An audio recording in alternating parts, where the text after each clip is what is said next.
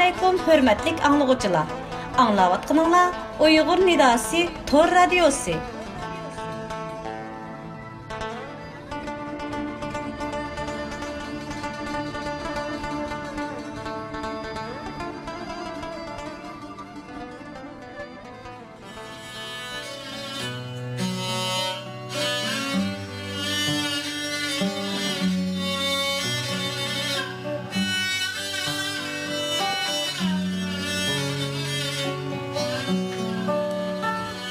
Mustamliki zulmida emrayotgan xalqimizning ohuzarini dunyoga anglatish.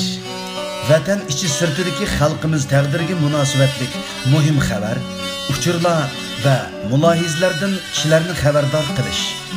Diniy bilimlar, tariximiz, esil adabiy miroslarimiz orqali avlodlarda sog'lom e'tiqod, g'urur va ona til sevgisi yetildirish nishoni bilan Vatan davosida tegishlik majburiyatini ado qilishni maqsad qilgan Uyg'ur Nidasi Tor radio televiziyasi dunyoning har qaysi joylaridagi qarindoshlarga oliy ehtirom va salomlarini yo'llaydi. Yuragi vatanda so'qqan vijdon egalarining moddiy va ma'naviy qo'llashi bizning mavjudligimizning kafolatidir.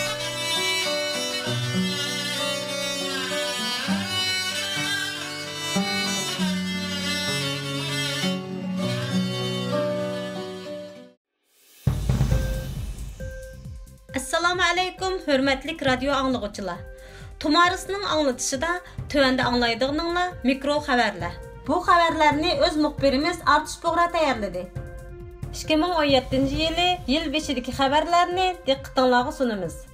İstanbul'daki qatilning Uyghur emasligi o'ttirg'i chiqdi. O'rta köydeki keçilik klubga hujum qilib, 39 kishini o'ldirgan va 64 kishining yorilishini keltirib chiqargan qatilning Uyghur emasligi o'ttirg'i chiqdi. Bu delodagi qatilning Daeshga chetishlik terrorchi ekanligi bildirildi. İstanbul'daki saqchi doiralari hujumchining salohiyati to'g'risida aniqlama berib, qatilning Abdugadir Mashrapov ekanligini oshkorlagan. Millat gazetida qatilning Abdugadir Mashrapov asli tojik, lekin O'zbekiston fuqarosi ekanligi bildirilgan.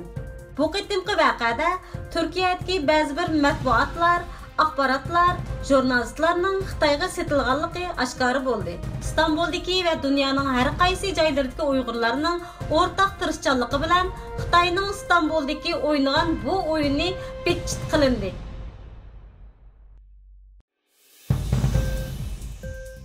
Öz xəbərimiz.